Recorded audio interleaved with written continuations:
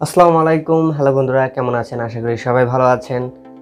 তো আমি সোহেল আপনাদের সাথে আছি সবসময় এবং আমার HDDL টিভি চ্যানেলের সাথে থাকার জন্য আপনাদেরকে অসংখ্য ধন্যবাদ। তো আমি আজকে নতুন আরেকটি ভিডিও আপনাদের সাথে শেয়ার করব। তো সেই ভিডিওটি হলো আমাদের নোকিয়া নিয়ে। তো এর আগে আমি আমার ভিডিওতে এই নোকিয়ার দুইটা মডেলের বাংলাদেশেই তৈরি ফ্যাক্টরিতে আমাদের দুই মডেলের নোকিয়া ফোন বের করেছে। তো সেই ভিডিওটি আমি ছেড়েছি, তো আপনারা দেখতে পারেন। এখন সেই দ্বিতীয়বার আমি আবার বলছি যে নোকিয়া এবার নতুন আরেকটা জেনারেশনের সেট বের করেছে। সেটা হলো আপনার স্বচ্ছ কাচের মোবাইল ফোন। সেটা হলো অনেক ভালো হাই কোয়ালিটি, সব দিক দিয়ে আপনার মোবাইলের আকর্ষণ থাকবে। তাহলে চলুন দেখে নিই।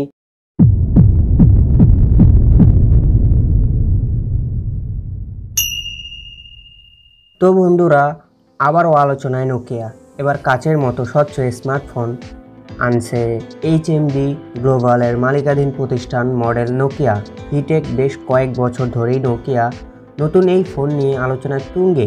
কাচের মতো স্বচ্ছ ডিজাইনের এটি তৈরি করা হচ্ছে শিগগিরই। ডিভাইসটির বাজারে আসার কথা রয়েছে।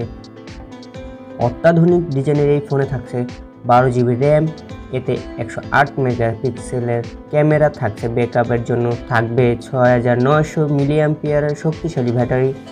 নোকিয়ার ফ্ল্যাগশিপ এই স্মার্টফোনের ডিসপ্লে হবে 6.9 ইঞ্চি OLED, এতে 4K রেজলিউশন পাওয়া যাবে। Metal frame narrow bezel display design করা হয়েছে। ছবি তোলার জন্য ফোনটিতে রয়েছে 108 মেগাপিক্সেল প্রাইমারি লেন্স, সঙ্গে আছে 16 মেগাপিক্সেল আলট্রা ওয়াইড শুটার এবং 8 মেগাপিক্সেলের ডেপথ সেন্সর। সেলফি তোলার জন্য রয়েছে 64 মেগাপিক্সেলের 64 ফ্রন্ট ক্যামেরা। ফোনটি কবে নাগাদ বাজারে আসবে সে সম্পর্কে নিশ্চিত করে কিছু জানায়নি HMD গ্লোবাল, তবে ধারণা করা হচ্ছে এই 2022 সালের মধ্যেই অনন্য ডিভাইস বাজারে আসবে।